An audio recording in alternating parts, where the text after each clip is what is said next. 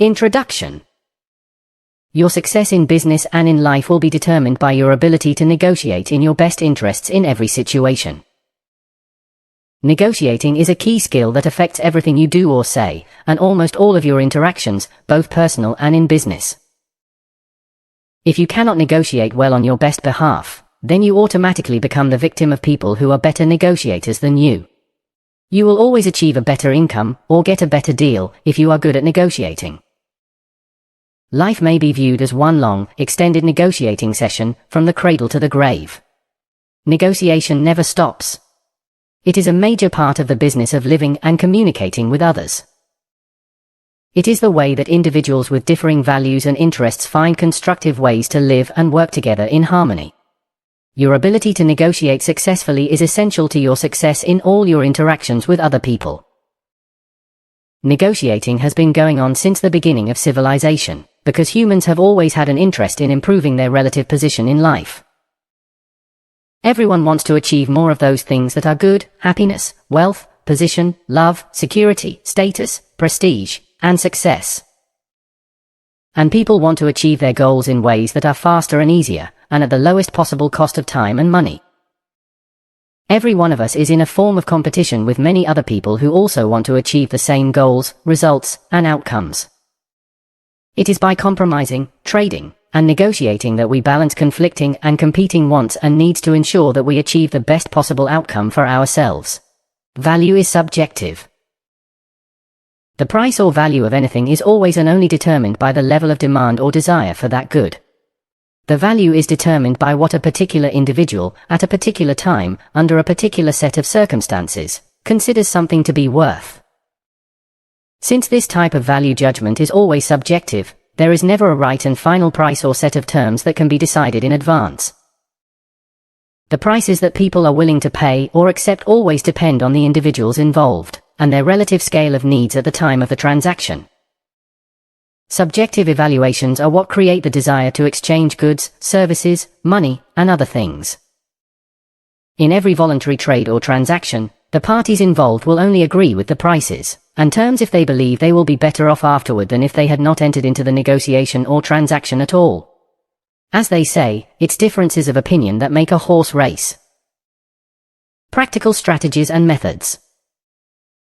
Over the years, I have negotiated many millions of dollars worth of contracts for residential, commercial, and industrial real estate, including shopping centers, office buildings, and land development.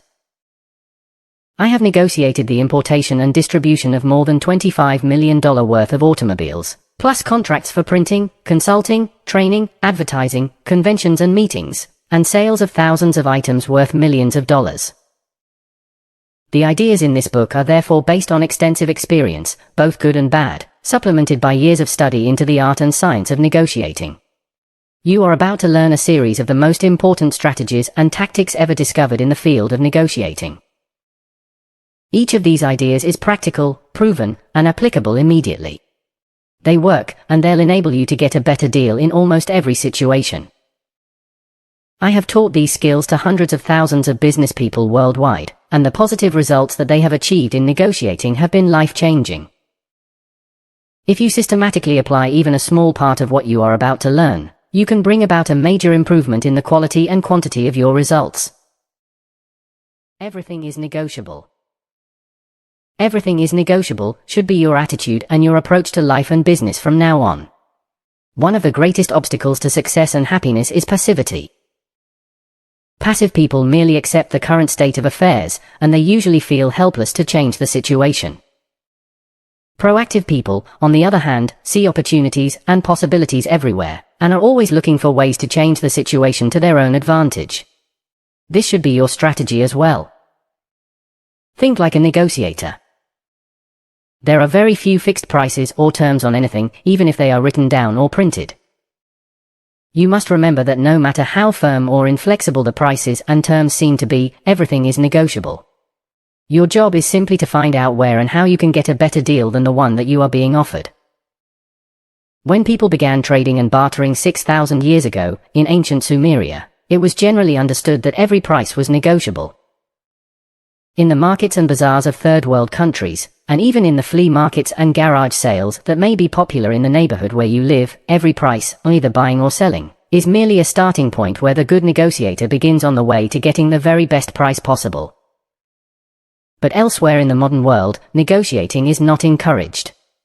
It is considered by many people, especially those selling a product or service in the commercial marketplace, to be avoided at all costs. Instead, people print a price list or put a price tag on a product or service and then present this price to you as though it were carved in stone. But a written price doesn't really mean anything. It is not a fixed fact. It is the best guess estimate of someone, somewhere, of how much a person is likely to pay. Any price set by someone can be changed by that person, or by someone else. Prices are arbitrary. The fact is that all pricing is arbitrary. Businesses set their prices based loosely on costs, anticipated profitability, and competitive conditions. As a result, with changing information, all prices can be revised and adjusted in some way. Whenever you see or read about a sale of any kind promoting lower prices, you see an example of the company having guessed wrong when it set the price in the first place. You should develop the attitude that no matter what the asking price is at the moment, you can improve this deal in some way in your favor. You may be able to get what you want cheaper, faster, or with better terms. Make it a habit to continually look for opportunities to improve the prices or terms in some way. Contracts are merely starting points. For example, when you are presented with a contract or an agreement, you are perfectly entitled to cross out or revise any phrases or clauses you don't like. Be aware that any contract presented to you by a vendor has been written for and on behalf of the vendor. There is very little in the contract that exists to serve your interests in any way. Never allow yourself to be intimidated by the fact that a contract or sales agreement is written down and official looking. Some years ago, we took out a 5-year lease on new space in a new office building. A few years later, the building owner sold the office building to another property company. The new property managers visited each of the tenants and explained that for legal reasons, the tenants would all have to sign a new lease agreement with the new owner. But, we were told, there was nothing to be concerned about. The terms would be more or less the same as the original lease that we had signed, with only a couple of minor alterations. When we received the new lease for signing, it was about 10 pages longer than the original lease. A friend of mine, a commercial office leasing specialist, reviewed it and found 52 additions and subtractions from the original lease. And every one of them, without exception, was immediately detrimental or potentially detrimental to our business. What we did was simple. We went through the new lease agreement and crossed out, revised, and initialed all 52 changes. We then returned the marked-up lease to the building owners. A few days later, they came back to us with a clean new contract with all 52 revisions made, as we had requested. The moral of this story: never allow yourself to be intimidated by the terms or conditions of any sale or purchase agreement. No matter what the other person says or asserts, or writes down in the form of a contract, it is all negotiable. An agreement is merely the first step in the process. 2. Overcome your negotiation fears. The key to getting a better deal is simple. Ask. Ask for a lower price or for better terms and conditions. Ask for revisions and changes in the agreement. Ask for additional inclusions, discounts, concessions, or extra products or services to be included as a part of the overall deal. Ask pleasantly. Ask expectantly. Ask confidently. Ask courteously. Ask adamantly, if you believe it will be more helpful. But always ask definitely and clearly for what you want. Always ask why, and why not. The future belongs to the askers. The future belongs to those people who confidently and boldly ask for what they want, and ask again, and continue to ask. If this advice is so simple, why is it that so few people step up and ask for what they want? For many of us, it goes back to early childhood. It stems invariably from the fear of rejection as the result of criticism and the lack of unconditional love many people experienced as a child. When children do not experience a fully nurturing environment during their formative years, they grow up lacking in self-esteem and self-confidence. As a result, they often don't feel that they deserve to get a better deal than the one they are offered. This fear of rejection can hold people back throughout their adult lives. They will often accept agreements, conditions of employment, prices, both buying and selling, that are far less advantageous than they could actually accomplish, just because they are afraid that someone will say no. You can overcome a fear by engaging in the opposite behavior. If you have a fear of rejection and your normal behavior is to passively accept the terms and conditions offered you, you can overcome this fear by continually asking for a better deal and by not caring if the person says no. Do it repeatedly, and the fear soon diminishes and disappears. This is the process of systematic desensitization. By confronting your fear, and by repeatedly doing the thing you fear, the fear eventually disappears. Just as fear is a habit, courage is a habit as well. By forcing yourself to act courageously, especially in asking for better prices and terms in a negotiation, you actually build your own self-confidence and self-esteem. Cold calling builds courage. One of the most important lessons in my life came when I began door-to-door selling and cold calling, hour after hour. At first, I received more rejection than I ever thought possible. Virtually every door I knocked on was closed to me, since I ended up being rejected and told that the person did not want, and was not interested in, my product. I heard the word no hundreds, even thousands, of times. Then one day, I asked an experienced salesperson how he dealt with this non-stop rejection. He shared with me these magic words: rejection is not personal. Don't take rejection personally. When someone says no to your request in a negotiation, it is not a reflection on you or your personal value. It is not a statement about whether you are a good or a bad person. As far as the person saying no is concerned, it is merely a commercial response to an offer of some kind. It has nothing to do with you. Don't take it personally. Once I learned this key idea, I became a selling machine. I would confidently go from door to door, asking people to buy my product. No matter how many times I heard the word no, I just laughed. I realized that the other person was not thinking about me at all. The other person was merely engaging in a knee-jerk reaction that takes place whenever anyone proposes anything that is different from the status quo. Rejection is not personal. Building an empire. One of my seminar attendees was a construction worker in Phoenix who decided he wanted to buy older homes and rent them out for enough to pay the mortgage, plus make a profit. But he didn't have very much money to start. Nonetheless, he began going through the newspaper looking for homes that were put on the market by owner, instead of being listed with a real estate agent. He began calling on these homeowners and would arrange to view the house, and after determining that it would be a good house to buy, fix up, and rent, he would turn to the owner and offer him 50% of the asking price. Some homeowners were angry. Others were furious. But out of every 20 homeowners he called on, one of them was invariably going through a life situation that made the owner a highly motivated seller. There were people whose business had shut down, or who had lost their job, or they were going through a divorce or a bankruptcy, or they had decided to move to another part of the country, and the only thing holding them back was selling their house. So for every 19 rejections, someone would counteroffer with a price that was 60% or 70% of the asking price, which he would eventually accept.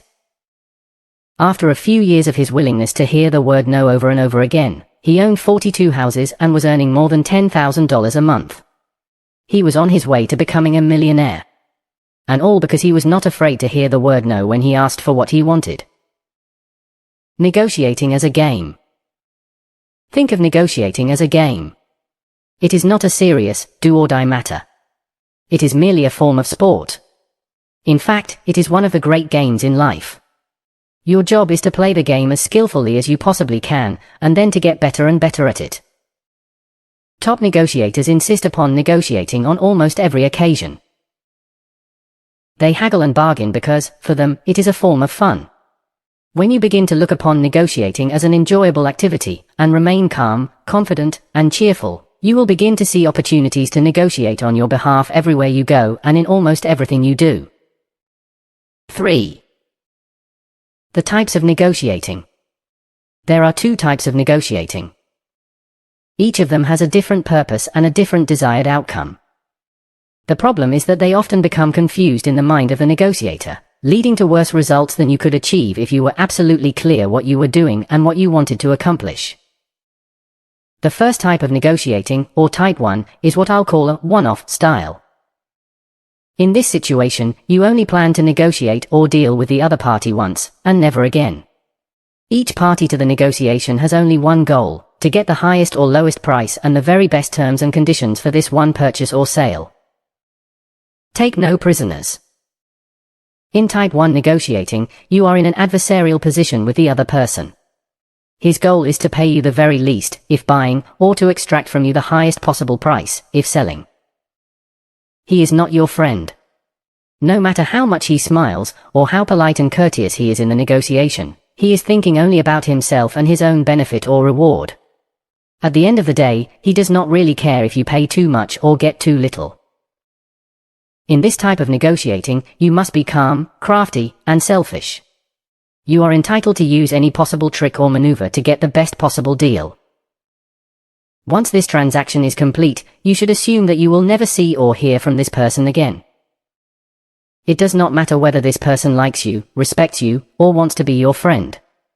All that matters is that you get the best deal possible. In later chapters, you will learn a series of strategies and tactics that you can use to increase your success in this type of negotiation. Long-term negotiating. The second style of negotiating is long-term negotiating, or type 2.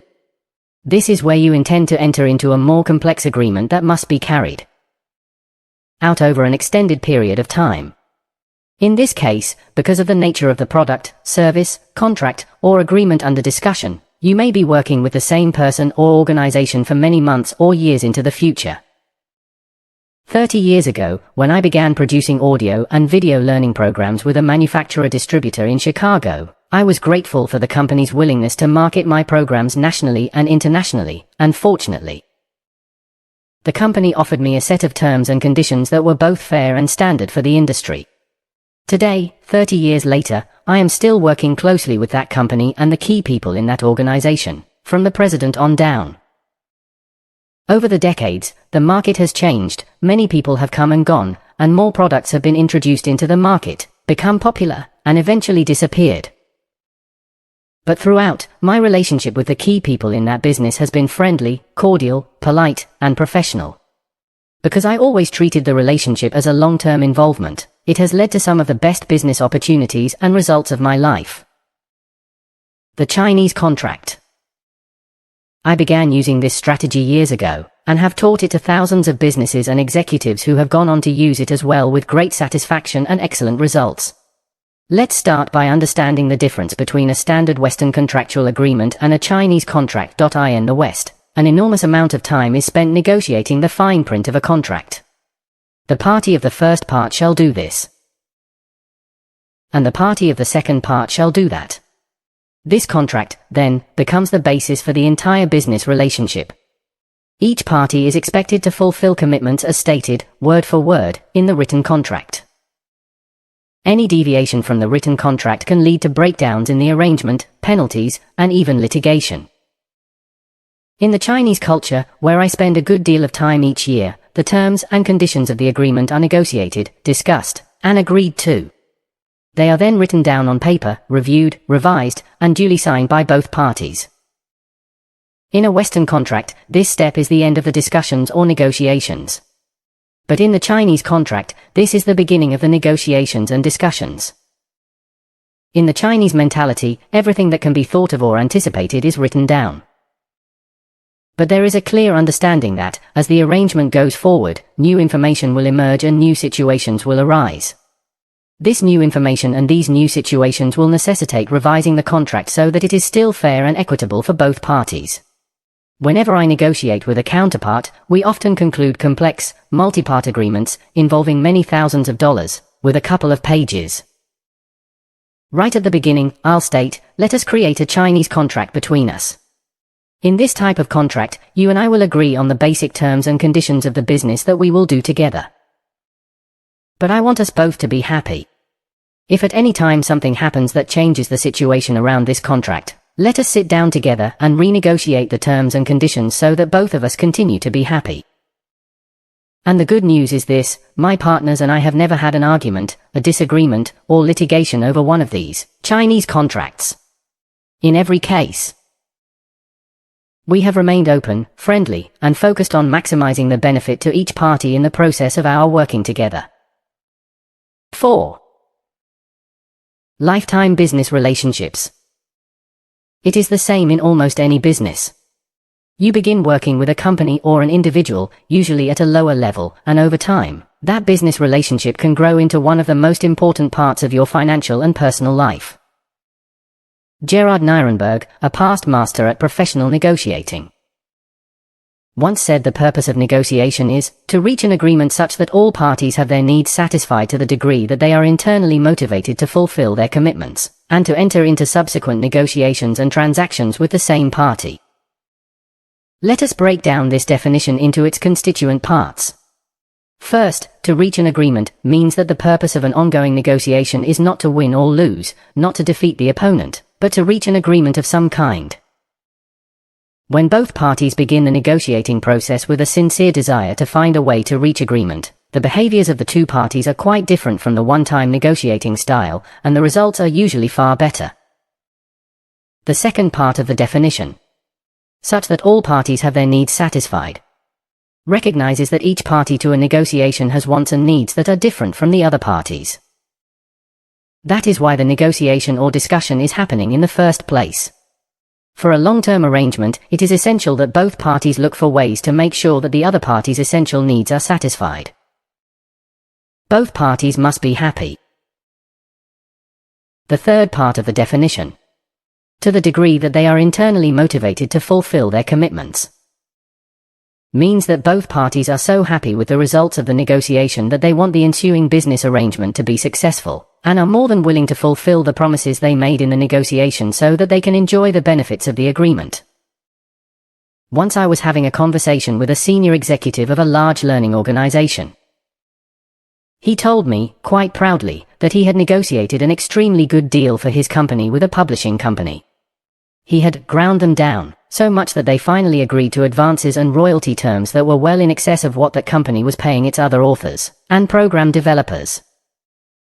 I just happened to be one of this publisher's product developers, and I was surprised to learn that this gentleman had gotten a far better deal in negotiating than I had ever received in working with this same publisher over the years. When I called the president of the company, he explained to me that the other party was quite aggressive and demanding during the negotiation. There was no flexibility or willingness to compromise. Either the publisher agreed to pay the higher rates or this party would not only walk away, but badmouth the publisher to others. The president said, "We did not want any unfriendly people out there in the marketplace, so we politely agreed to their terms and conditions. We now have the exclusive rights to produce and distribute their product, but not the obligation. We have no intention of doing so. Their product will remain on our shelves indefinitely until they come and ask for it back. At that point, we will give it to them and then end our relationship with them permanently." This senior executive had extracted what appeared to be an excellent, above-market price for his product. But because he lost sight of the importance of the long-term relationship, he and his company ended up with nothing but a contract with a set of prices and terms that the other company had no commitment or motivation to fulfilling. The law of indirect effort. In negotiating, there is a principle called the law of indirect effort. It says that you achieve more when you act indirectly rather than directly. For example, the harder you try to achieve your own goals in a negotiation, the less successful you will be. When you are clearly striving to achieve the things you want, other people feel compelled to push back to protect and defend themselves. But the harder you seem to be working to find a way to satisfy the other party, the more open the other person will be to working to achieve an agreement that is satisfactory to you. Ralph Waldo Emerson said, "To have a friend, you must first be a friend." By using the law of indirect effort, when you focus on reaching an accord that is in the best interests of the people you are negotiating with, they will relax and start to look for ways to enter into a deal that is satisfactory to you as well. This is why I always say, whatever we decide here today, I want you to be happy. I am open to any ideas and suggestions you have that will ensure you are happy at the end of our discussions, and happy later on as well. Of course, I want to be happy also, but I find that if I focus on your being happy, it will usually work out satisfactorily for me. This approach almost invariably disarms my negotiating counterpart, and almost invariably we reach an agreement that is satisfactory to both parties. We both walk away happy. Think about the future. The fourth and final part of Nirenberg's definition is, and to enter into subsequent negotiations and transactions with the same party. This is the most important part of all in a long-term business arrangement. It means that both parties are so happy with the way that the deal turned out that they are both willing and eager to enter into subsequent agreements over and over again. Today, the best businesses position themselves as partners with their customers, vendors, and suppliers. Instead of spreading their business over a large number of other companies, they consolidate their business with a single supplier with whom they work closely to develop high-quality relationships that lead to better quality, greater efficiency, and eventually, lower prices and higher profits for both parties. This is the strategy used by almost all business leaders in all industries today. Type 2 negotiating is a process that has no real beginning, middle, or end, because it goes on continuously. The starting point of this type of negotiation is building quality relationships that are based on trust and credibility. The best business relationships you will ever enter into, whether for sales, purchases, employment, financing, or anything else, will be those based on a contract with which everyone is happy, and that continues in different forms indefinitely. The worst type of negotiation is one where, when it ends, neither party is satisfied. Neither party wants to negotiate again with the other party. And both parties feel uncomfortable and unmotivated about fulfilling their commitments under the agreement. 5. The 6 styles of negotiating. There are several different ways to negotiate, but you must be clear about the negotiation style you are using and the output or result that you are striving for. Win-lose negotiating. The first style, called win-lose negotiating, is when party A gets what he wants and party B loses. This is the aim in Type 1 negotiating, as discussed in Chapter 3. It is the negotiating approach that is used in a single transaction, where you want to sell at the highest price or buy at the lowest price. Your focus in this type of negotiating is not making friends or establishing long-term relationships. It is simply to get the best deal possible. You do not particularly care if the other person is unhappy or dissatisfied with the price or terms. Your goal is simply to win. Of course, this is not the kind of negotiating that leads to additional business or transactions, except in special cases, such as when you are pawning your property to get fast cash. In this case, the pawnbroker is the winner, paying a fraction of the value of the item, and the person pawning the item is the loser, receiving a fraction.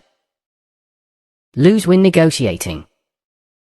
The second style of negotiating is lose-win negotiating, and it is the opposite of win-lose negotiating or simply the reverse of the first style. Party B gets what he wants and party A loses. B's needs are satisfied and A's needs are not satisfied. This approach to negotiating is used when each party sees the other party as an opponent or adversary, to be bested with any means available. Lose-lose negotiating. The third approach is lose-lose negotiating. In this situation, two parties enter into a deal where neither one of them is satisfied, because neither party gets much of what was hoped for. This type of negotiating is often accompanied by antagonism, animosity, and arguing. For example, the husband comes home and says to his wife, "Let's go out for dinner tonight. Where would you like to go?"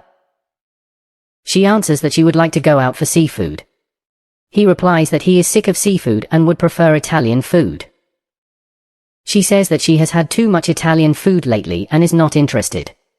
To keep peace, they finally agree to go out for Chinese food, which neither of them particularly wants, but it seems like the only compromise that would work in this case. This is lose-lose negotiating. The wife doesn't get what she wants and neither does the husband. But they accept the results of the negotiation because at least they get something rather than nothing. Compromise negotiating. The fourth type of negotiating is called compromise. In a compromise negotiation, both parties get something and are therefore better off, but neither party's needs are completely met. At the end of the negotiation, both parties walk away with a bad taste in their mouth. They are not so unhappy as to refuse to enter into an agreement, but they are not particularly excited about the results of the negotiation. No-deal negotiating. The fifth style is called no-deal negotiation. In this situation, you and your counterparty both present your positions, needs, and interests and find that you cannot come to an agreement. You are too far apart. You agree to disagree. You go your separate ways with no animosity or unhappiness. The door remains open for the two of you to negotiate at a later time when conditions are different. For example, you want to buy a particular item, but the asking price is too high. You offer a lower price, but the other party refuses your offer. You are not willing to go any lower, and he is not willing to go any higher. There is no deal. Win-win negotiating. Finally, there is the best kind of deal, a win-win negotiation. This is what you are aiming for. In a win-win negotiation, both parties feel that they have won. Both parties feel that they have entered into an excellent deal. Both parties are happy, satisfied, and eager to fulfill their commitments and to enter into additional deals on the same or similar basis. In most cases, win-win negotiating requires coming to a third alternative that is better than either had initially thought of. Both parties enter into the negotiation with a series of ideas, interests, and positions fixed in their minds. Often they find that it is impossible to compromise between the two separate positions. But then they find a third alternative that is in most cases different from what either party had thought about when they entered into the negotiation in the first place. A win-win negotiation occurs when the third alternative turns out to be superior to what either party had come to the table with in the first place. Look for a win-win solution. Some time ago, I was negotiating a real estate development agreement for 330 homes with the members of the town council. My clients had purchased the property on the edge of the town and had done all the design work for the subdivision. However, the town fathers were demanding $10,000 per lot, a total of $3.3 million in cash, upfront, for off-site improvements. This was not an unreasonable amount because the town would have to spend a lot of money to accommodate the new subdivision. The problem was that my clients did not have the cash to pay upfront. Just when it appeared that we had reached an impasse, and my clients were beginning to think the deal was slipping through their fingers, I proposed a win-win solution. It seems the final point has to do with the $3.3 million, I said. Here is my solution. We hereby agree to give you the $3.3 million that you request. Then, I went on to say, we will agree to everything we have discussed over the last 3 days, including paying the town $3.3 million, but we need one small concession from you. We would ask that you agree to receive the $3.3 million at the rate of $10,000 per lot as we sell them to home builders and developers. There was silence in the room. Finally, the mayor broke the silence. Well, of course we would like to get the entire amount upfront, he said, but if partial payment as you sell the lots is the best you can do, we can live with that. The deal was done.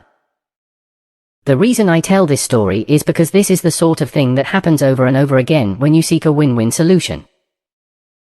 Be prepared to think outside of the box. Be clear about what each party absolutely must have in a negotiation, and then see if you can't find a way to achieve those mutual goals so that everyone feels like a winner. 6. The uses of power in negotiating.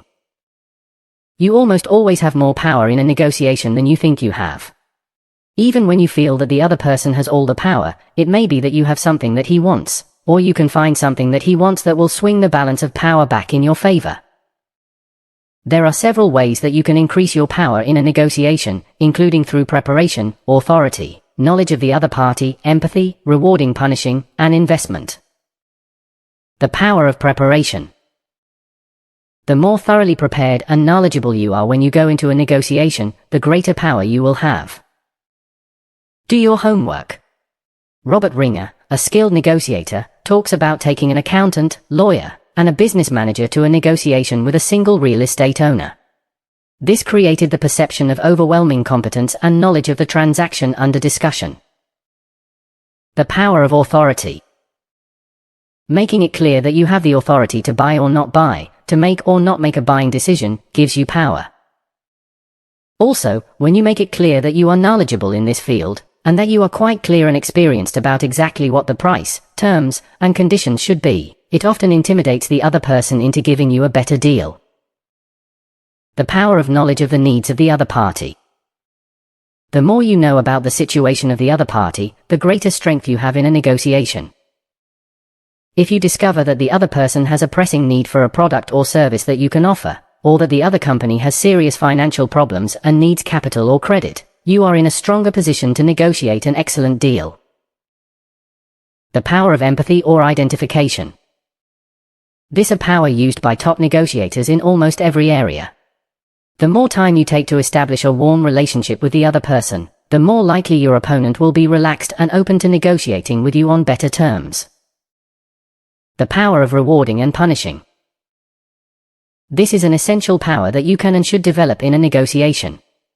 When you have the ability to confer rewards or benefits on someone, or to withhold rewards and benefits, they are far more likely to do business with you. They will want to negotiate with you. The power of investment. This refers to the amount of time and effort that you or the other person has spent in this negotiation. If you have only spent 5 minutes, then there is little investment on your part. But if you have spent 5 days, weeks, or months over time working toward an agreement, you have made a substantial investment, and it makes a definite impression on the other party. The greater the investment of the other party, or yourself, the greater power you have in the negotiation. 7. Power and perception. Power is all about perception. It is not the power you have, but the power the other person thinks you have that counts. A good friend of mine, once worth many millions of dollars, lost all his money in the Great Recession. He was forced to cut back in every area, including selling his large yacht and his home in the exclusive Hamptons. But he never told anyone. Today, he is on his way back. He is buying and selling, negotiating and trading, expanding one company and selling another. Because everyone believes that he is still wealthy, he carries himself as though he has the same financial clout that he had a few years ago. Perception is everything. The importance of perception applies to the types of power used in negotiating, as described in the previous chapter. Here are some other ways that perceived power can influence negotiations. The power of scarcity. Often people don't know how much they want to acquire a product or service until it appears that they won't be able to get it at all. The perception that you have something scarce that other people need, and that other people want and are prepared to buy immediately, gives you excellent bargaining power in a negotiation. The power of indifference. You cultivate an attitude of indifference by remaining calm and unemotional during the negotiation, thereby creating the perception that you don't really care whether you buy or sell the product. This is often called a poker face. When you watch the poker champions on TV, you will notice that their faces remain calm and they appear almost bored throughout the game. It is even better if the other party is eager to make the deal, one way or another. If you are indifferent and the other person is not, you are going to get a better deal. The power of courage. You demonstrate courage in your willingness to take a strong position on a deal, to make a clear and unequivocal offer or demand, to risk the failure of the negotiation, and to walk away from a deal if necessary.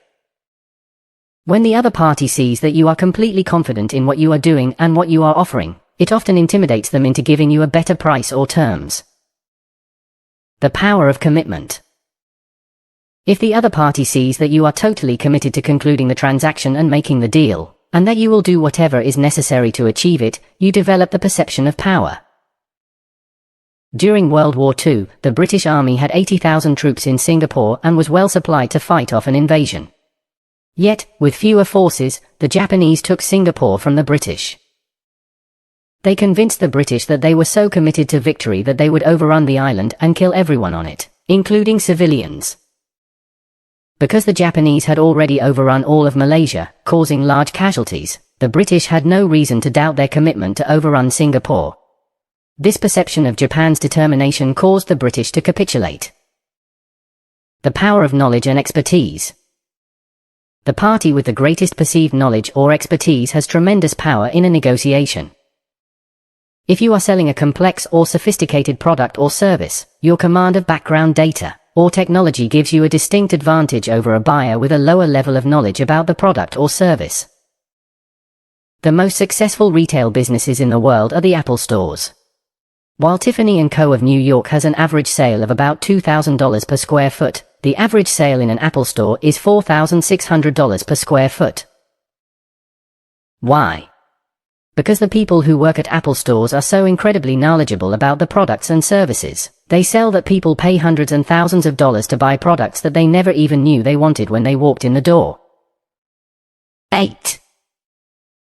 The impact of emotions and negotiation. Emotion is a key factor in negotiations. Emotions, especially the emotions of desire, greed, fear, or anger, can help or hurt you in a negotiation. The more you can keep your emotions out of the negotiating process, the more capable you will be of getting the best deal for yourself or your organization. The more emotional you become, the less capable you will be of negotiating well on your own behalf. Emotions distort valuations. You are incapable of thinking clearly and making good decisions when you let your emotions take over. Everything you do to stay calm during a negotiation will help you to get a better deal. How badly do you want it? The most powerful emotion in negotiating is desire. The more you want to purchase or acquire a particular product or service, or to sell something, the less power you will have in negotiating. If you want something so badly that you can taste it, you are likely to pay almost any price. If the other person knows how badly you want something, he will have an advantage over you. Remember the power of indifference mentioned in the previous chapter? Ask yourself some questions. What would happen if you didn't acquire this product at all? What is the worst thing that could happen if you were unable to succeed in this negotiation or purchase? If you didn't get it, would it kill you? Prepare yourself in advance for not achieving the object of your desire at all. The calmer you are about the idea of not succeeding in the negotiation, whether buying or selling, the better you will be able to think, and the better decisions you will make. Control your emotions. Greed is another emotion that exerts an inordinate effect on your thinking. The idea of getting something for nothing, or acquiring something at a cost or price substantially less than you thought you were going to pay, can distort your emotions and make it difficult for you to think clearly. The very idea of getting something that you don't deserve, or something that seems like a terrific deal, can hurt your ability to make a rational decision. Next to desire and greed, fear is the most dangerous of emotions. The more fearful you are about an outcome, the more easily you will be excited into taking an action that may not be in your best interests. This is why indifference to whether or not you acquire a certain object, or achieve a certain result in a negotiation, is a wonderful way of calming your emotions. Finally, another major emotion that can cause you to make poor decisions in negotiating is anger. Fear and anger are often used by manipulative negotiators to get people worked up and to stampede them into making a decision that is not good for them. Keep calm at all times. Whenever you feel yourself becoming emotional in any negotiation, call for a timeout. Take a break.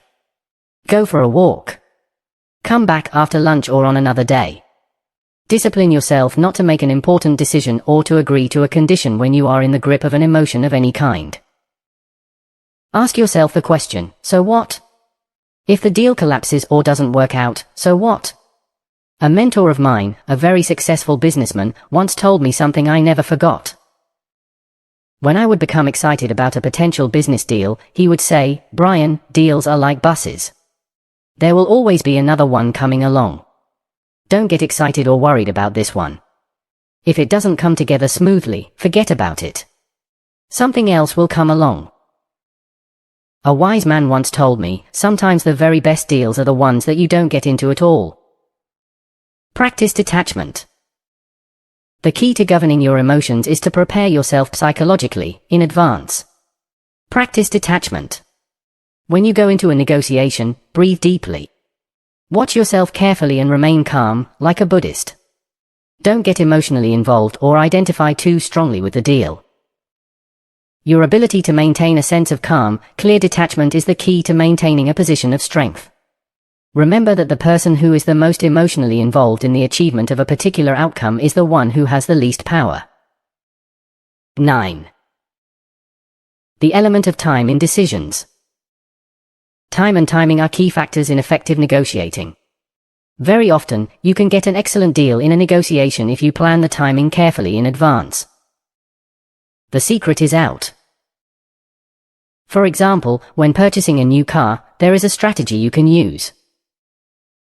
Salespeople and sales managers have quotas to fulfill each month. If you visit a dealership in the first 3 weeks of a month, they are not yet under any pressure to fulfill their quota. Because of this, they will ask for the highest possible prices and will be the least flexible in negotiating. The best time to buy a car is in the last 2 or 3 days of the month. You can go to the dealership earlier to test drive and select the car that you want to purchase. But wait until the last 2 or 3 days of the month to begin negotiating the final price, terms, and conditions. You will always get a better deal, and sometimes a vastly better deal. Some years ago I was giving a sales seminar to more than 1,000 people. I mentioned this factor of timing with regard to buying a car as a casual comment to the people in the audience who might be thinking of buying a car in the future. To my amazement, there turned out to be almost 100 car salesmen from different companies spread throughout the audience. They were furious at my revelation. When the seminar was over, they chased me down the street shouting and swearing at me for having given away one of the best-kept secrets in automobile sales. Beware a sense of urgency. Perhaps the most important factor in timing has to do with a sense of urgency. The more urgently you want to purchase something, the less bargaining power you have. Good salespeople and negotiators use every device to create a sense of urgency to weaken their customers' ability to negotiate effectively on their behalf. If we cannot come to an agreement today, the salesperson says, the entire price changes tomorrow morning. Or, we have a special on this particular item, but it ends today at 5 o'clock.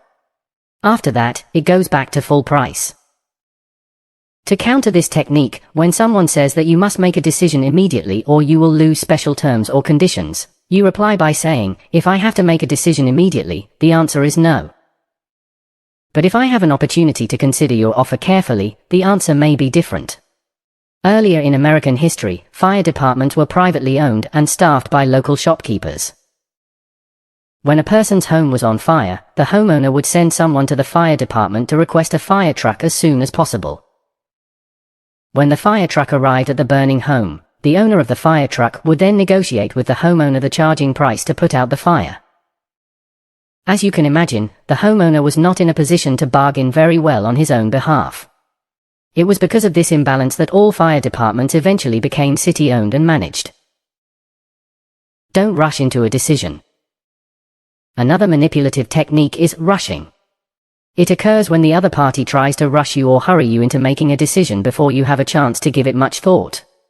Whenever someone tries to rush you into a decision, you can counter by saying, I need more time to think about this decision. I will let you know at a later date. Excellent negotiators, in fact, use time to delay. Delay is the cruelest form of denial. The more you delay a negotiation or a resolution for a person who wants to come to some kind of conclusion, the greater strength you have. Delay in reaching an agreement is a powerful technique that you can use to protect yourself. Put off serious decisions for at least 24 hours to allow for reflection and further consideration. The more you delay the making of a decision in a negotiation, the better your ability to make a better decision. The final deal that you get will improve as well. Set and avoid deadlines. Another helpful device with regard to time and timing is deadlines. Wherever possible, give the other party a set deadline for decision making. Tell the other party that if you do not have a decision by a specific time or date, all bets are off. The price, terms, and conditions will change. You will sell the product or service to someone else. Herb Cohen, a master negotiator and teacher of negotiating, tells a story about a valuable lesson he learned early in his career as an executive. He was sent to Japan to negotiate a large manufacturing contract. This potential business arrangement was important to his company and to himself as a young executive. When he arrived in Japan, his hosts picked him up in a limousine, drove him to his hotel, and told him that they would take care of everything during his visit as their honored guest. They asked him for his plane tickets so that they would know when he was departing and they could arrange for travel back to the airport. As a result, they knew that he had 6 days in Japan before he had to leave and return to the United States. For the first 5 days, they lavishly wined and dined him. They took him to the plant and toured him around. But they never discussed business. Because of their courtesy, he attempted to be as polite as possible in return. But they didn't get down to serious negotiating until the final day. They were still negotiating the final details in the car on the way to the airport. He accepted a far worse deal than he ever would have gotten if he had realized that they were using time against him. The 20-80 rule in negotiating. In negotiation and in timing, the 80-20 rule applies in a special sense. This rule says that the last 20% of any negotiation will deal with 80% of the important issues, and the value of the entire transaction. The first 80% of a negotiation will only deal with 20% of the issues to be decided. You must accept that the first 80% of the discussion will revolve around unimportant issues. It is only near the end of the negotiation, when time is running out, that you will get down to, discuss, and finally agree upon the most important issues under consideration. What I have learned is that you must be patient during the first part of the negotiation. There is no point in trying to rush. If you have 2 hours to discuss a transaction, the most important points will be decided in the last 30 minutes. Be patient. 10. Know what you want. It is amazing how many people enter into a negotiation without knowing precisely what they want to achieve, and so they make up their goals and desires as they go along. They are easily influenced, persuaded, and manipulated to buy or sell at higher or lower prices. The solution for this predicament is for you to think through your ideal desired outcomes in advance. Ask yourself the question, if this negotiation worked out perfectly for me, what result would I achieve? Think on paper. Write out and describe everything that you want, in advance.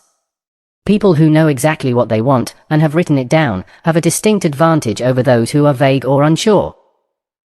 Discuss it with others. Whenever possible, discuss the upcoming negotiation with someone else and explain the details of a perfect outcome. This exercise of discussing with others and thinking on paper doesn't mean that you will get the product or service for free, or that you will achieve a goal that disadvantages another person. However, by thinking through the negotiation in advance, you are much more likely to reach a win-win outcome with which you and the other person will be satisfied. As part of this process, determine the price that you are going to have to pay to achieve the ideal outcome. What are you prepared to give or concede in order to get what you want in this negotiation or transaction? Best, medium, and worst outcomes. Think in terms of 3 levels of possible outcomes: best, medium, and worst. When you go into a bargaining session, you should have these 3 outcomes in mind and aim for the best possible price and terms from the beginning. You will often be amazed at what happens when you start with the highest possible price for selling and the lowest possible price for buying. Sometimes, due to factors over which you have no control, the other party will agree with you immediately, and no further bargaining is necessary. The medium outcome you have defined is acceptable, and the third possible outcome is the worst that could happen. If you are driven back to accept the worst, this is the lowest you would go and still proceed with the transaction. This is called your ultimate fallback position. You will fall back to this level even though you would hate to do it, but it is the lowest you will go before walking away. Below this level, you would not proceed. So determine clearly, in advance, the least you will accept so that you are fully prepared. Start at the top. Where do you start bargaining in a negotiation? You start slightly above your very best or optimal result. You may have to make concessions along the way and end up at a lower level, but always start off at the very best level that you would wish to achieve. Labor negotiators are famous for using this tactic. In union contract negotiations, the negotiators start off with a demand for a 50% increase in pay in 1 year, plus improvements to medical care, pensions, and other benefits. They present this offer as their minimum demand for a new union contract. By the time the dust has settled, they have accepted a 5% pay increase over 2 years, with no improvements to medical or pension plans. They then go back to their membership and hail this as a great victory.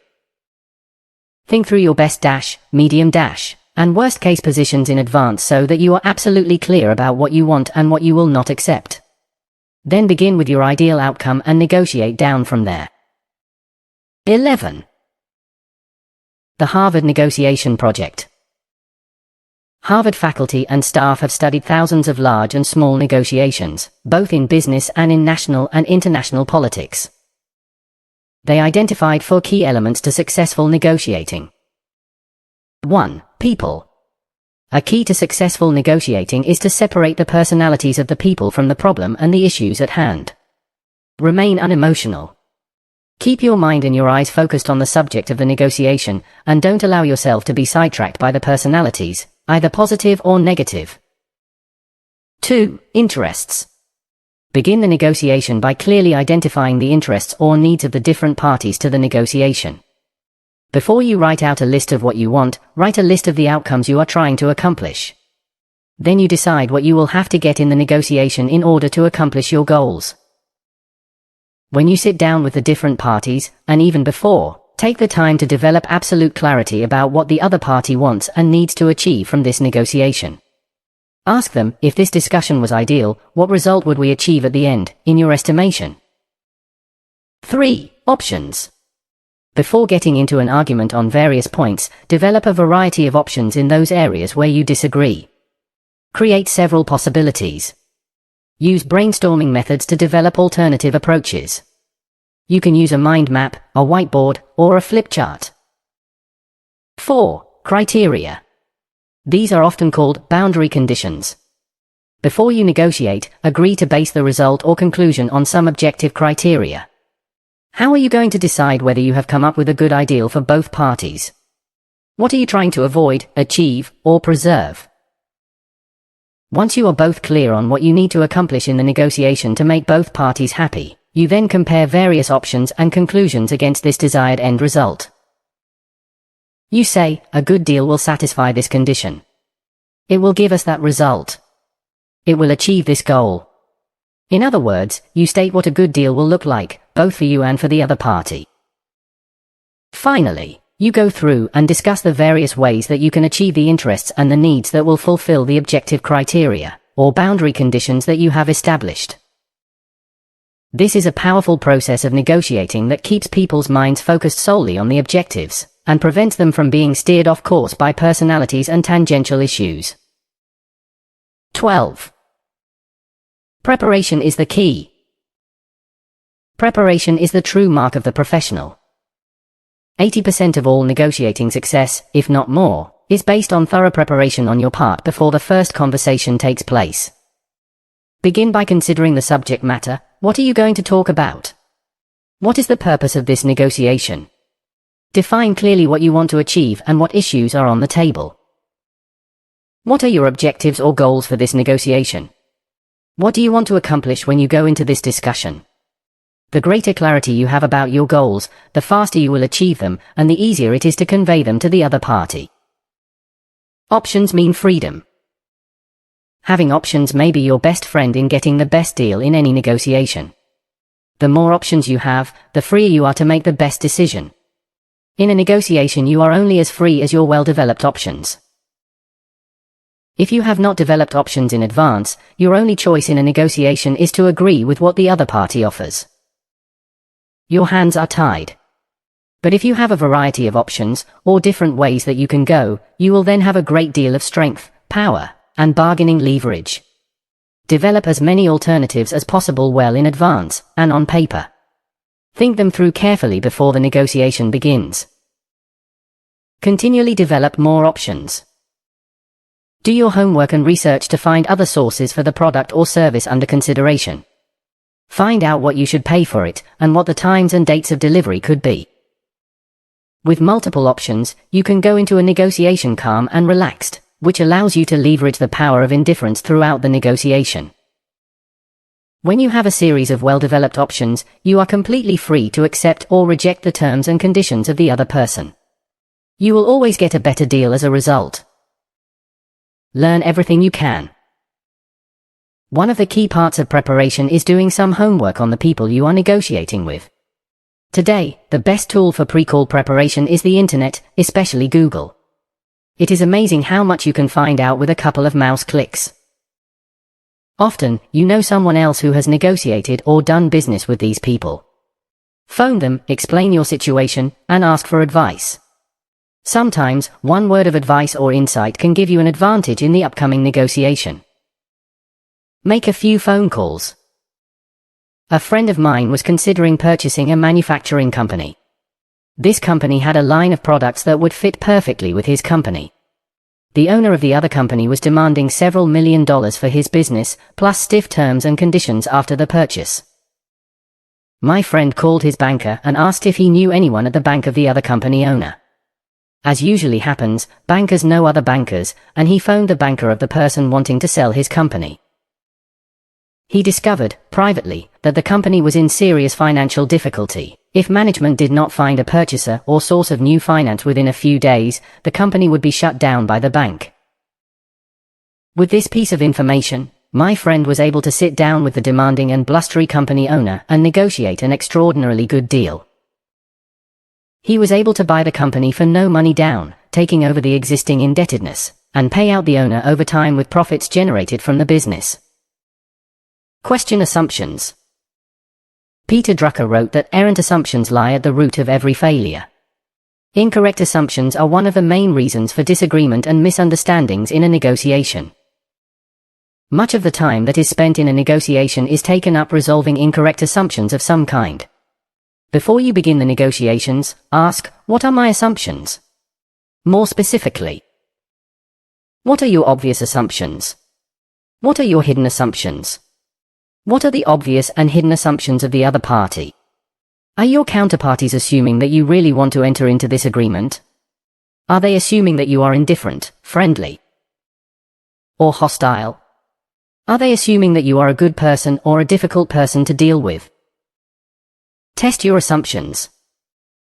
Most of all, could your assumptions be wrong? What if they were? If your major assumptions going into this negotiation were wrong, how would you have to change your demands or position? One of the assumptions we have when entering into a negotiation is that the other party actually wants to conclude a deal. Sometimes, this is not the case. Others may be negotiating with you only to improve their negotiating position with the party they really want to deal with. They simply want to negotiate with you to find out the best deal they can get before they make the deal they desire with someone else. Therefore, think about how you can clarify each other's assumptions before you get into the details of the negotiation. Identify the main issues. Finally, in preparing for the negotiation, ask, what are the main issues? Where do we differ in wants or needs? What are the areas of conflict or disagreement? What details need to be discussed and resolved? The more carefully you prepare in advance of a negotiation, the greater strength you will have, and the better the deal that you will get. The key to preparation is to do your homework. Get the facts. Get the real facts, not the assumed facts. Knowledge is power. 13. Clarify your positions, and theirs. Your positions are the starting points. They include where you are coming from, where you are going, and how much or how little you can or will accept. These are your criteria or boundary conditions, as described in the Harvard Negotiation Project chapter. They are the constraints, the limits, the factors that must be dealt with and resolved in the agreement.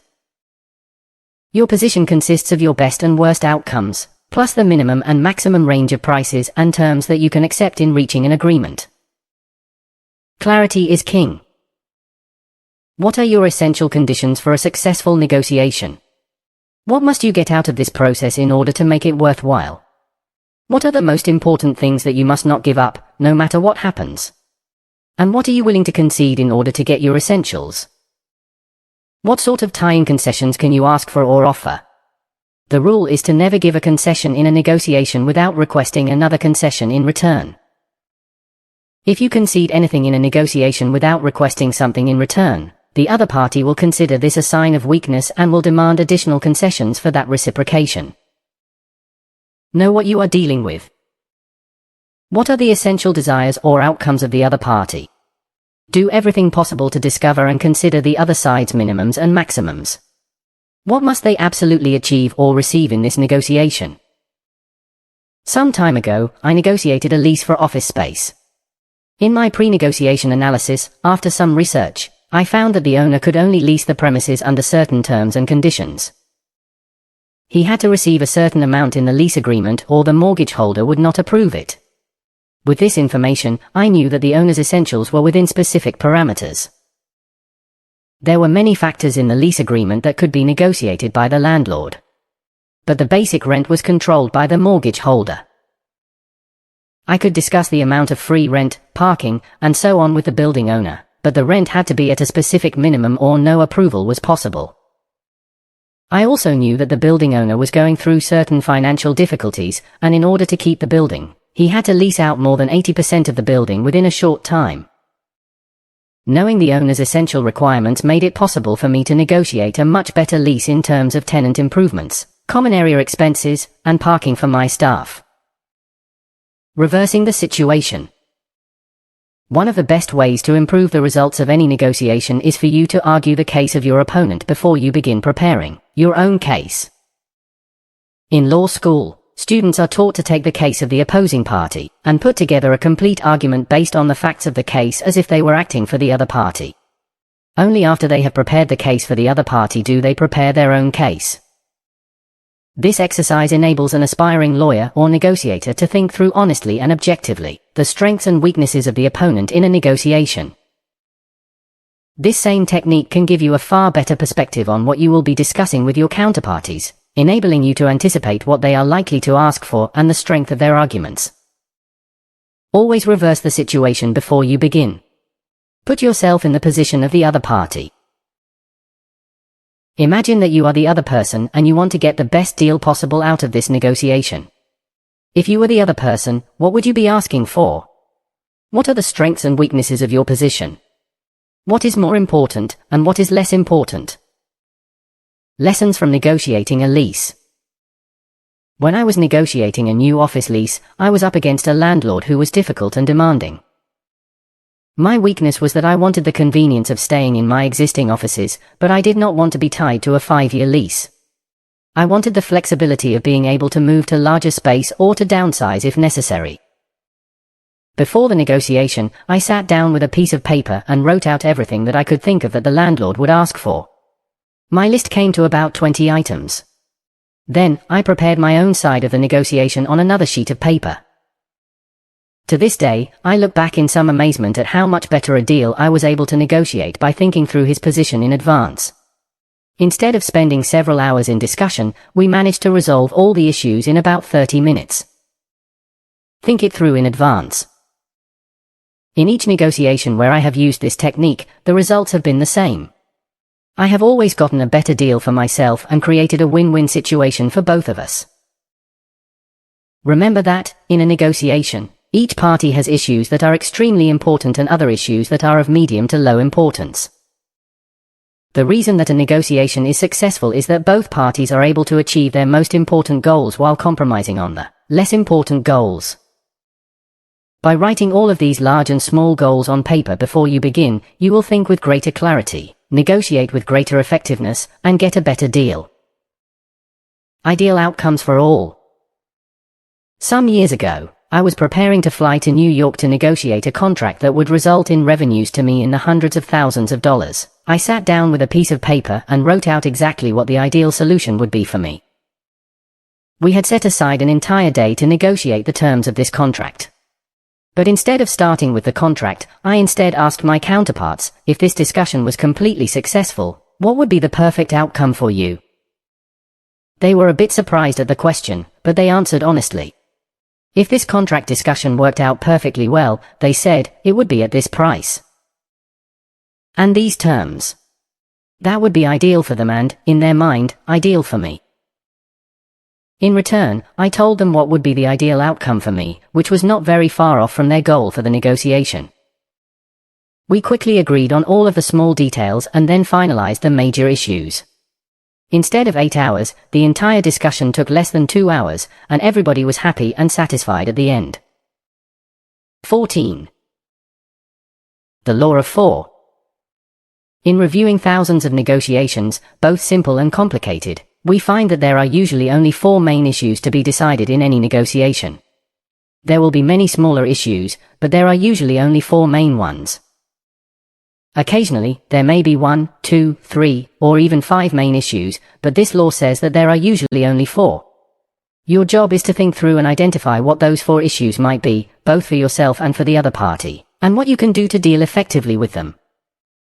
There will be a primary issue that is most important to the individual, and there will be 3 minor issues, each of which is important, but not as important as the main issue. When you buy a house, for instance, your first concern will be the house itself, its layout, attractiveness, and condition. Then, you will be concerned about price, financing, and terms, what's included in the purchase, when you can take occupancy, and other details. When you go to buy a new car, as another example, your primary issue is usually the model, color, and size of the car. But since the same car can be purchased from more than one dealership, the subjects to be negotiated will be price, value of trade-in, accessories, and/or terms of payment. Once you have decided on a particular car, your primary issue will probably be the total price of the car. Then, you will negotiate over the trade-in value of your existing car, the accessories, and the interest rate and payment terms. Stalemate in negotiating. In a negotiation, each party has a number 1 issue that is different from the other parties.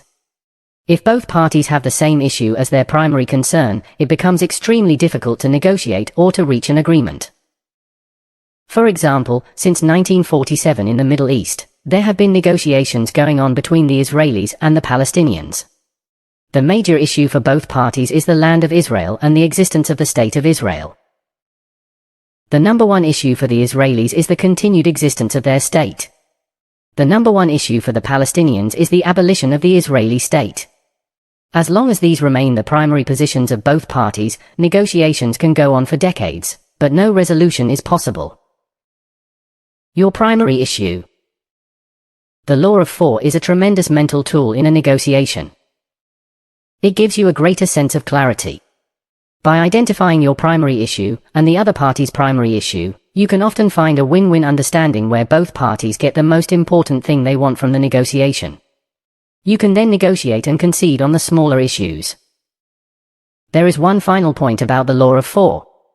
It seems that the major issues for both parties are the ones that will be agreed to last. The 20-80 rule applies in negotiating. The last 20% of a negotiation includes 80% of the most important issues under discussion. Agree on the non-controversial issues. Previously, I described a real estate negotiation that involved a lengthy development agreement containing 52 changes. What I had found in negotiating this type of agreement is a technique or tactic that is extremely effective. Go through the entire agreement, from the first page to the last page, and discuss every clause, condition, term, an issue where there may be a difference of opinion or desire. You will find that you and the other party will largely agree on about 80% of the terms and conditions in a contract, no matter how large. When you come to a term or a condition where there is disagreement, agree to pass over it for the time being and go on to the next clause or condition where you have no disagreement. When you've gone through the entire agreement, go through the agreement again, from front to back, and revisit the issues where there is disagreement. In the second iteration, you will begin to find ways to concede, compromise, and trade to resolve these issues. But there will still be issues that remain unresolved. Then, you go through the agreement a third time, and a fourth time if necessary. At a certain point, you will come down to the final 4. You will reach the stage where there are 4 issues, with one major issue that must be resolved, and 3 minor issues. Now, you are ready to do some serious negotiating. Terms of employment. In applying for a new job, your negotiation for salary and benefits can have a major effect on how much you earn and how happy you are at that job for years to come. Most people start off thinking that their primary concern is to get the highest salary possible from the beginning. But many companies have constraints on how much they can pay for a particular job. Quite often, an employer will not be able to match your salary expectations. In that case, you shift gears. You negotiate for more benefits, such as a company car, better health plan, more time off than is required by law, flexible working hours, and other details that are important. One of the best strategies is to agree with the salary offered, once you find out that the employer is inflexible, and then get agreement on what you will have to do or accomplish to get an increase in pay. It is important that you get the employer to agree to do a review within 90 days if you have achieved certain benchmarks, which are identified in writing and defined numerically. Then you will get an increase of a certain amount. This is a good negotiating strategy when you are taking on a new job of any kind. 15. The power of suggestion in negotiating. Human beings are greatly influenced by their environments, and by the power of suggestion contained in people and situations around them. Fully 95% of your thinking, feeling, and decision-making are influenced by or completely controlled by your suggestive environment.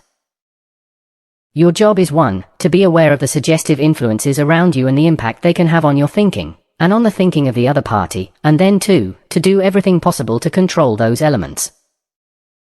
Take, for example, location. The location in which a negotiation takes place can have a major impact on the terms and conditions agreed upon.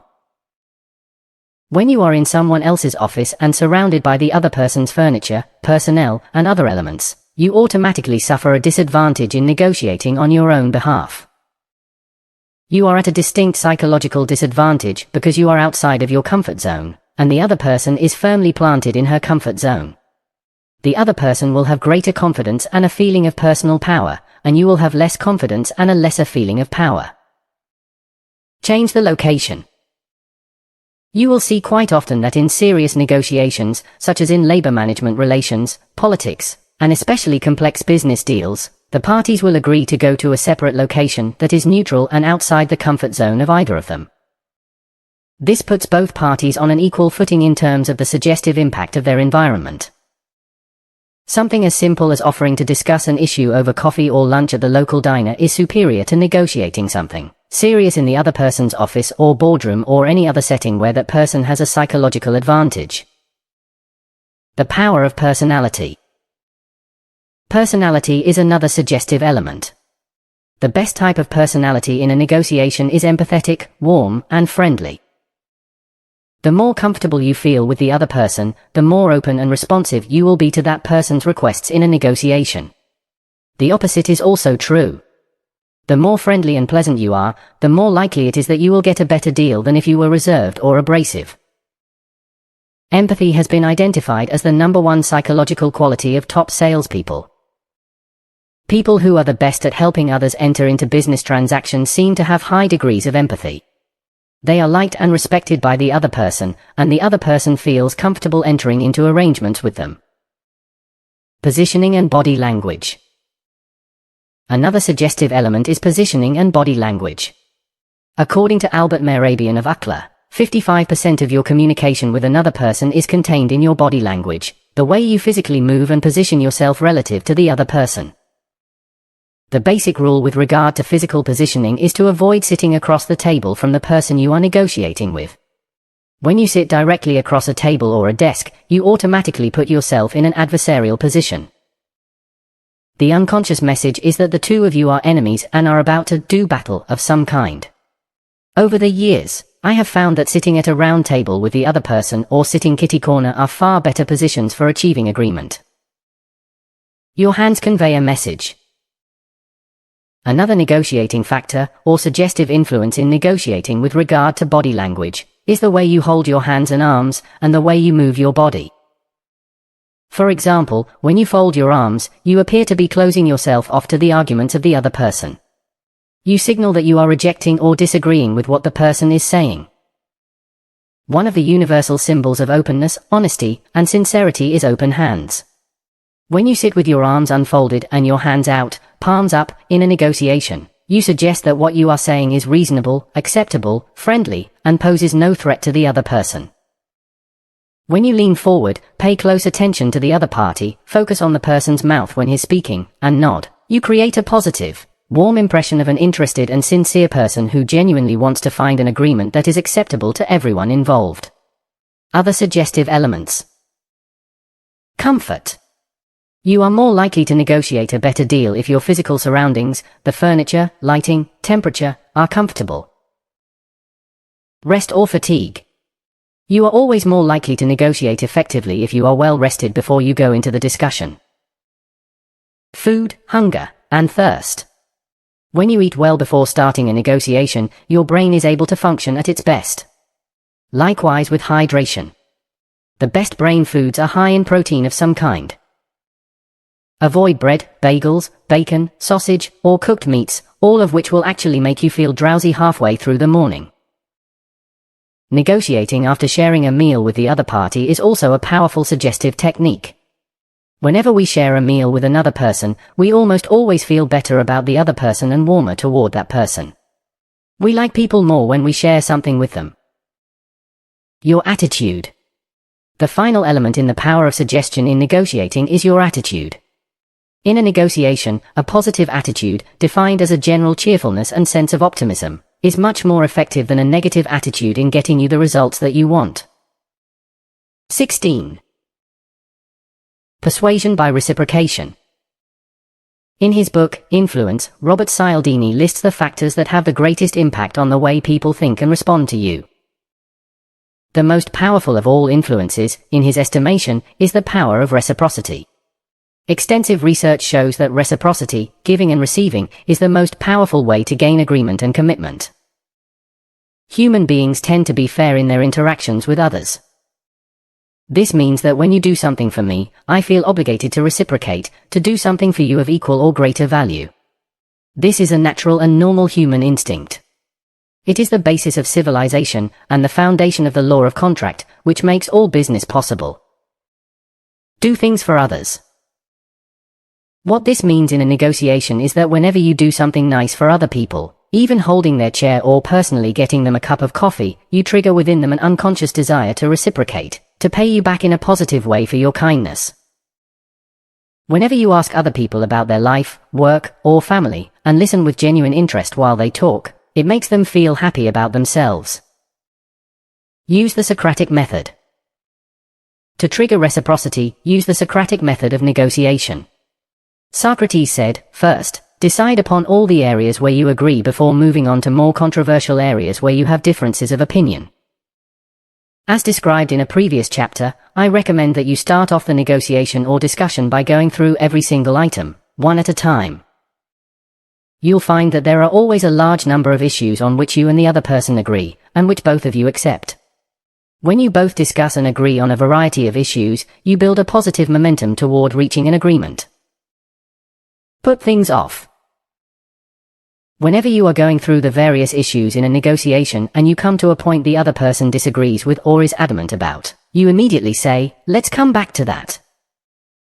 The faster you go past a controversial issue, the less negativity and resistance there will be on the part of the other person. The more items that you agree upon initially, the easier it is for the other person to agree on other items later. By making the discussion smooth and easy at the beginning, the other party will want to reciprocate by making subsequent issues smooth and easy. At the beginning of a negotiation, be a go-giver rather than a go-getter. Look for every way that you can possibly agree with the other person. This way you'll build a greater and greater propensity for the other person to want to agree with you. Agree slowly. Another negotiating tactic you can use, even if you have no problems with a particular point, is to agree to it slowly, reluctantly, and carefully. When you make a concession too quickly, without hinting at some reluctance, the other party is going to believe the matter is unimportant to you. But when you act as if a concession is important, you trigger within the other person the knowledge that he will need to reciprocate later on. Push the fairness button. One of the most important emotional principles in human relationships and negotiating is the principle of fairness.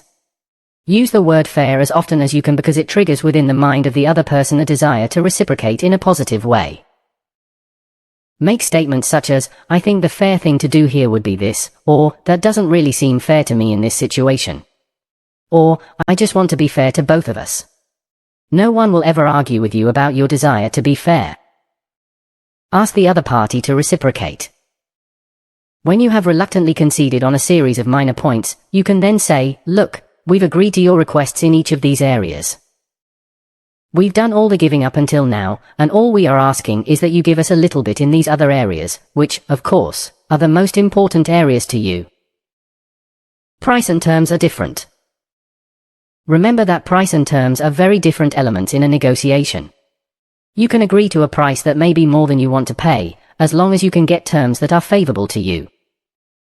You can tell the other party that you will pay the higher price if they will reciprocate by giving you better terms of payment. Some friends of mine were negotiating on $1 million property. The property itself, based on market comparables, was not worth more than about $600,000.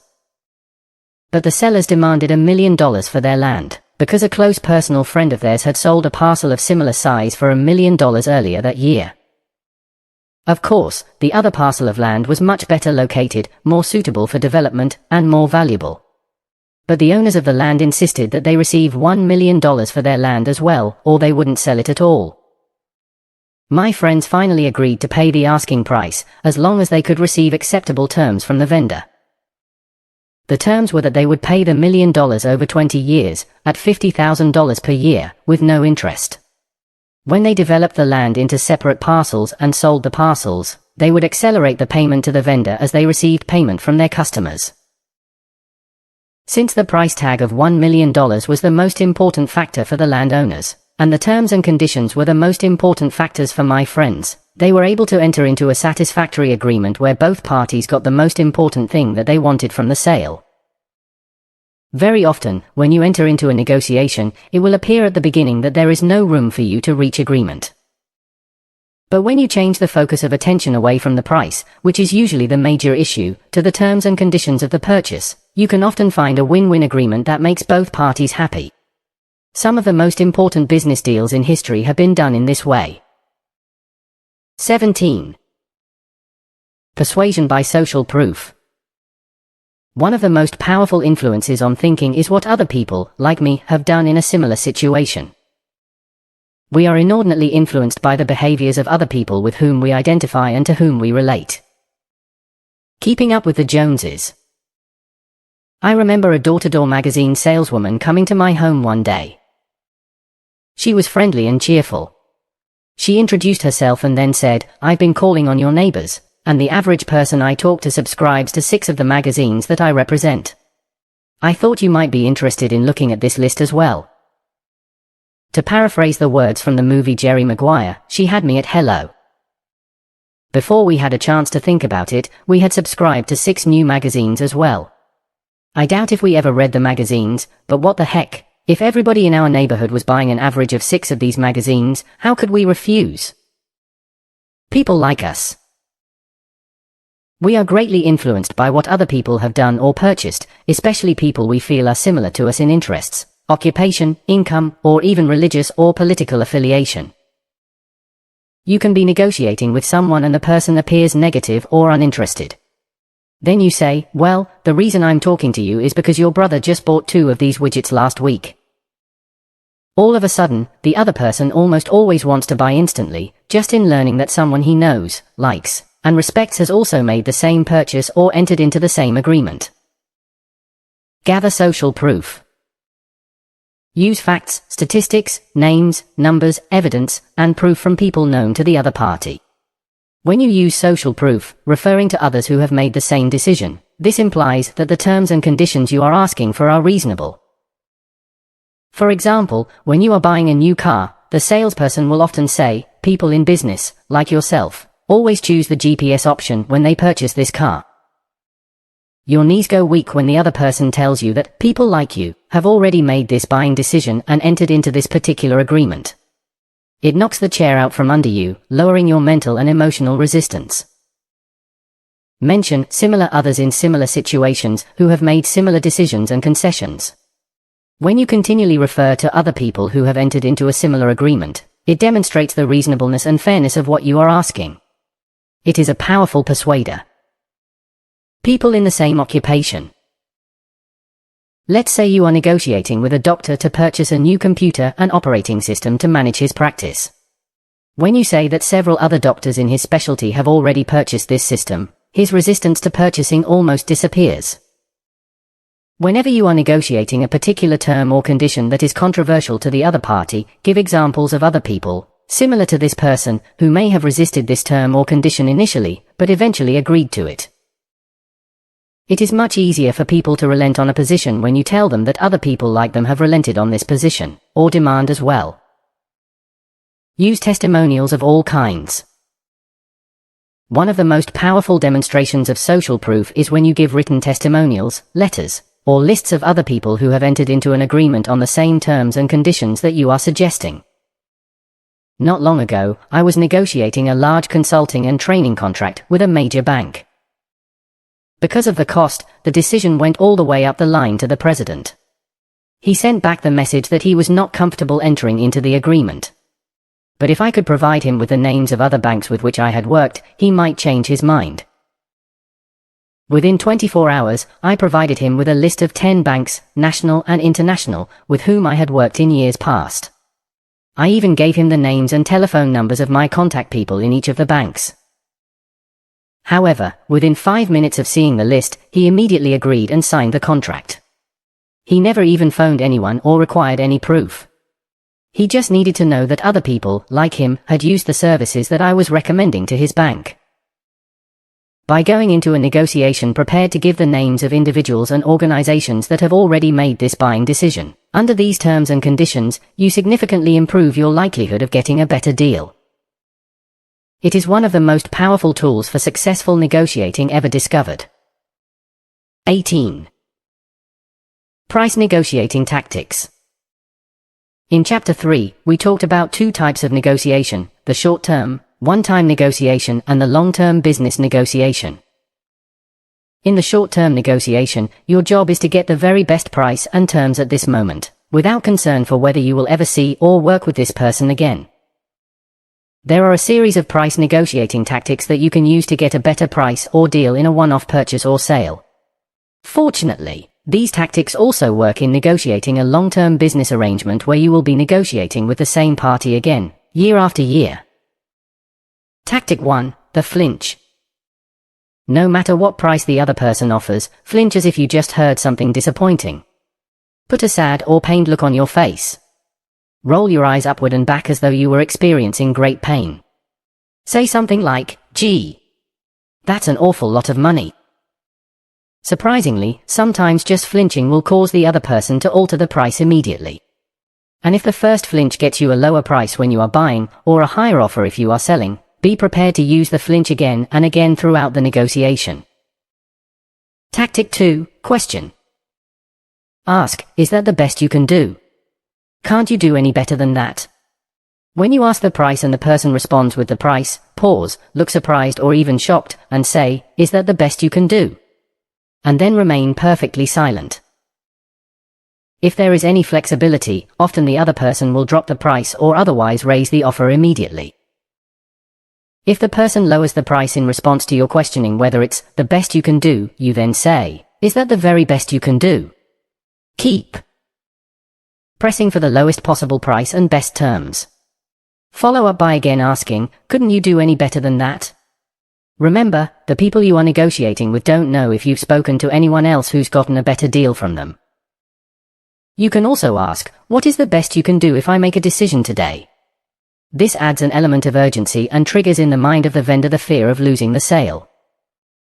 Sometimes you can ask the question, are you telling me that you've never sold this item for less than that amount to anybody else? Nobody has ever bought it for less than that price. Whenever you ask this kind of direct question, people will feel almost obligated to tell you truthfully whether they have ever sold it at a lower price. Get it on sale. In purchasing something at retail, such as furniture, appliances, or lawn equipment, you can ask, do you ever have this item on sale? Most retail organizations have special sales on certain items every year. When they tell you that this item usually goes on sale in the spring, you can then reply, well, I missed the sale the last time, but I would like to get it at that price today. Sometimes, just giving sellers a good reason to give you a better price will sway them and influence them to lower the price for you. Tactic 3, assertion. Whatever price they give you for a particular item, you immediately reply, I can get it cheaper somewhere else. Whenever you tell salespeople that you can get that item cheaper from one of their competitors, they immediately soften and begin to backpedal on the price. The assertion that I can get it cheaper elsewhere often demolishes price resistance because the seller now thinks that you will go somewhere else. Remember, always be friendly and genial, even in this type of negotiation. When you ask in a pleasant way, it's much easier for the person to concede to you than if you are serious or aggressive. Tactic 4. Lowball. When someone asks you for $100, you lowball your answer and say, "I'll give you $50 cash right now."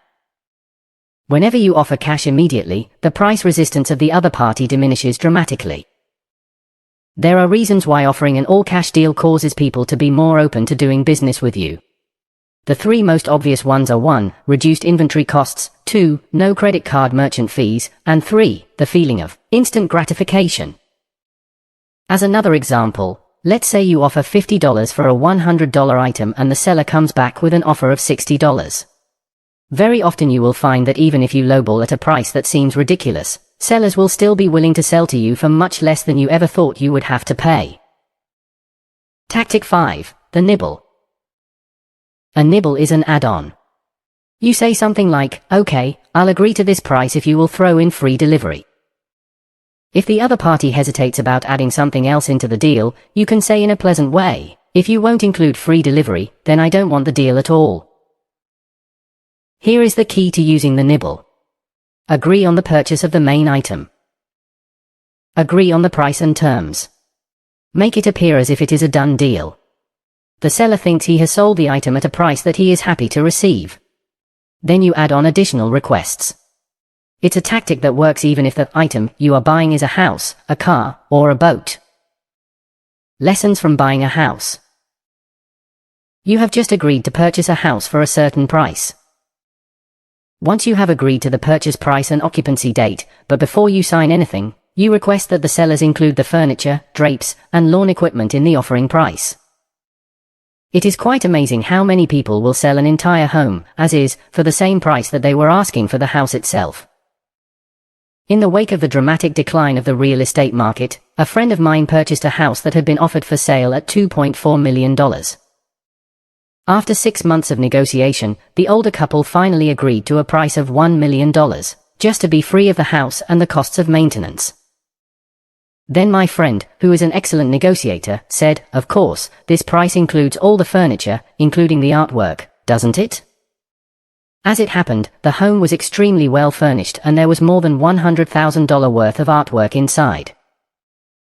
But because they were eager to sell the house, and also realized they had no place to put the furniture, they said, "What the heck," and gave him everything he asked for, even though they ended up selling at a dramatically lower price than they had hoped to get. 19. The walk-away method. This is one of the most powerful tools in negotiation. In fact, you should never enter into a serious negotiation, unless you are prepared to walk away if you do not achieve your most important goals in a transaction. Previously, we talked about the importance of developing options and finding out what else is available. It is important to do research on your negotiating partners to find out what their real wants, needs, and problems are. When you go into a negotiation, you should have all the information you need so that you can walk away if you are not satisfied with the price or terms. The reverse of developing options is to go into a negotiation with no choice but to find some way to agree with the other person. When you have no options, you have no choices. When you have no choices, you have no freedom. And the more freedom you have in a negotiation, the better deal you are going to get for yourself. Be prepared to walk away from every negotiation. In negotiating, I do everything possible to be in a position where I can walk away at any time. It gives me tremendous bargaining strength. It almost always ensures that I get a better deal than I would have received if I had not developed my options and was not willing to pull the trigger. Use the walkaway method when you wish to get the lowest price possible when you are buying, and the highest price possible when you are selling. In a negotiation, I will often say, "Just tell me your very best price, one time, and I will tell you yes or no, whether I will buy it or not." Take the advantage. This type of statement often unnerves other people. They were expecting to start with a much different price. Now they are faced with my walking away at the very beginning if their price is unreasonable. Or, if I'm the buyer, I will say to the seller, "You tell me what your walkaway price is." In other words, you tell me the price below which you will not sell. You tell me your final price, and if I can meet it, then we can discuss it. But if I can't, then I'll walk away and we'll forget it. Very often, this approach gets you immediately to a price that is far below the price the other party was going to start with. Refuse to quibble. Especially when I'm in a hurry, I prefer not to quibble. I prefer the walk-away price. I have bought houses, cars, appliances, and many other things using the walk-away clause.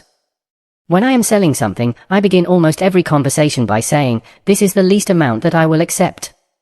If this amount is not acceptable, I understand." Sometimes, people will ask, "What if you really want to buy the product or service?" And now you have boxed yourself in by saying that you will walk away. Simple. Remember that walking away is merely another way of negotiating. You can get up and walk out of the room or out of the store, and then turn around and come back. But the rule is this: you never know the best price until you get up and threaten to walk away. Lessons from buying a car. When I wanted to buy my wife a new car, we went to the dealership selling the kind of car she wanted. My wife and I were accompanied by 2 friends who are quite knowledgeable about buying and selling cars. After viewing and trying out the car that was exactly right for my wife, we sat down for the negotiation. But first, I said, "I have worked in the car business for many years. I know exactly how much these cars are marked up and how much profit you need to make per car to stay in business. Please tell me your very best price for this car, and I will tell you whether or not it is acceptable. Is that okay?" The saleswoman beamed and said that would be perfectly acceptable. She then gave a price of $30,000 for a car that I knew the dealer could sell for $25,000 and still make a profit. I looked at the number and said, "Thank you. Here is what I will do: I will pay you $25,000 in cash for this car, right now, all in, including taxes and preparation." When she insisted that $30,000 was the best price she could offer, my wife, our 2 friends, and I got up and headed for the parking lot. The saleswoman ran after us and said she needed to talk to her manager. After some discussion between the 2 of them, the saleswoman returned with an absolutely best price of $28,995. Once again, we walked out. We went back and forth like this 3 or 4 times. The saleswoman would come in, insist that she had the lowest possible price that she could give, and we would walk out. Finally, with her sales manager and other people all involved, she offered to sell the car to me for $25,000. Remember, you never know what the best price is until you get up and walk away. You simply must develop the courage to do it, over and over, until it becomes a normal and natural part of your negotiating skills. 20. Negotiations are never final. Negotiation should be seen as an ongoing process. No negotiation is ever final. If you get new information that changes your perspective on the situation, go back and ask to reopen the negotiation. We talked before about the Chinese contract. If you are negotiating with another party with whom you intend to negotiate again and again over the years, the happiness of the other party should be an important concern of yours. Invite the other party to come back to you if the situation changes and the party is no longer happy with what you have agreed upon. Never feel trapped after you have signed an agreement after a negotiation. Always be willing to go back and ask people to change the terms and conditions. All they can say is no, and in most cases, when it is a long-term negotiation, intelligent business people will seek a way to make you happy, taking into consideration the changes in the situation that have taken place. Offer something in exchange. When you go back and ask to renegotiate an agreement, be sure that you have something to offer. No one is going to seriously renegotiate an agreement with you unless it is somehow apparent that there's a benefit or advantage to them of some kind. It is your responsibility to think through what you can offer the other party before you ask the other to relent on a condition that will end up costing him money in some way. Think through the benefit or advantage that you can offer to the other party as an incentive to reopen the negotiations and change the terms and conditions. Write out a list of all the things you have to offer and sell your request to renegotiate on the basis of these benefits to the other party. Go to your bank. Earlier in my business career, I ran into financial difficulties. The economy had collapsed suddenly and my business had shrunk by more than 50%. I had a bank loan, and I could no longer make the monthly payments on that loan. What could I do? I found out a little secret in the banking industry. If a loan goes bad, bank managers or loan officers get into serious trouble with their superiors. But you can keep a loan current if you simply pay the interest every month. As long as the bank is receiving the interest on the principal that it has advanced, the loan is still considered current on the bank's books and no one gets into any trouble. So I went to my bank manager, Bob Murray, and told him that I could no longer make the monthly principal payments, but I would keep the loan current by making the interest payments if he would cut me a little slack for a few months until my business improved. To my surprise, he agreed immediately. He rewrote the loan in front of me, calculated the amount of monthly interest on the loan, and asked me if I could make those payments each month. I assured him that I could. He thanked me very much, shook my hand, and our relationship went on without a hiccup. Call your creditors. On another occasion, my business got into serious trouble and I could no longer pay all my bills. I had thousands of dollars of accounts payable for printing, rent, utilities, shipping, recording, and legal and other business services.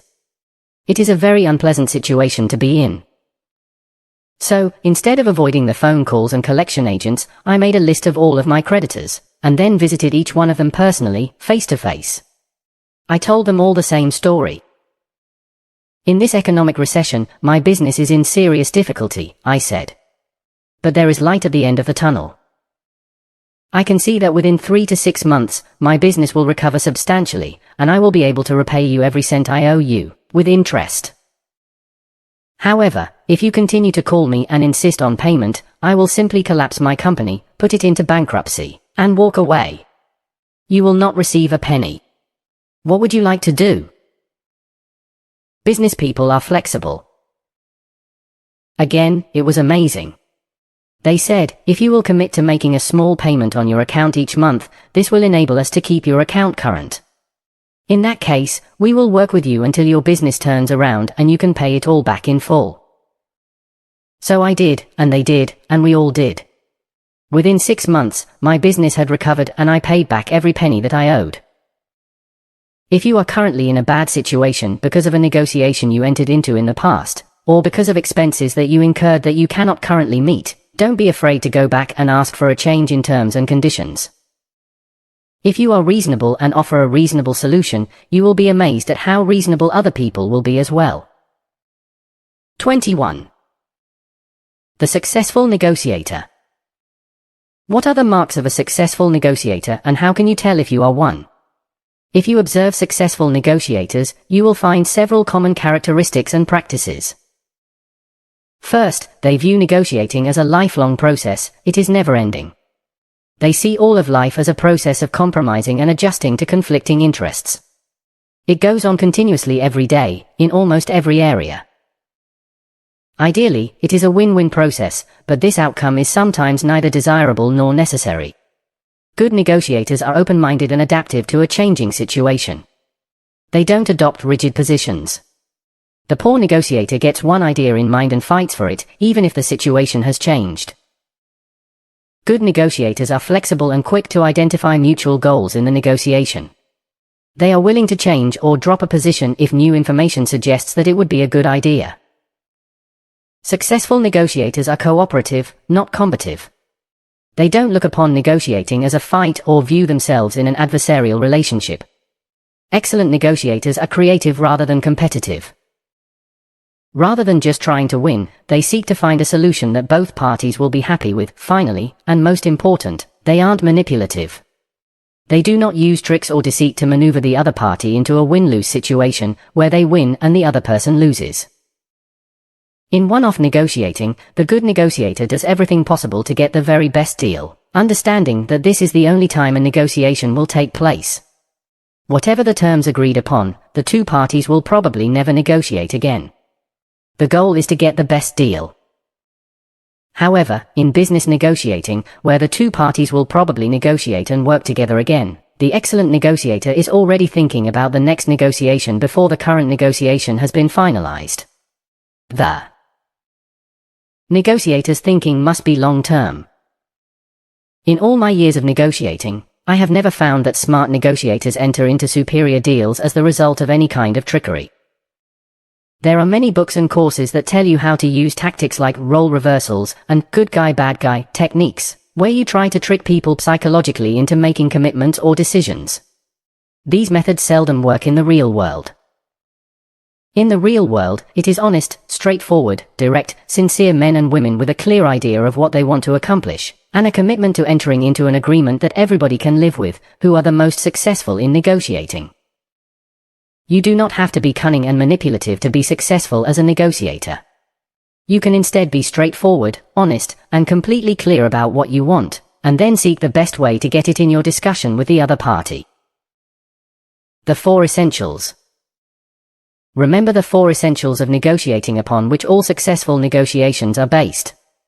If you remember these 4 keys, you will become and remain an excellent negotiator.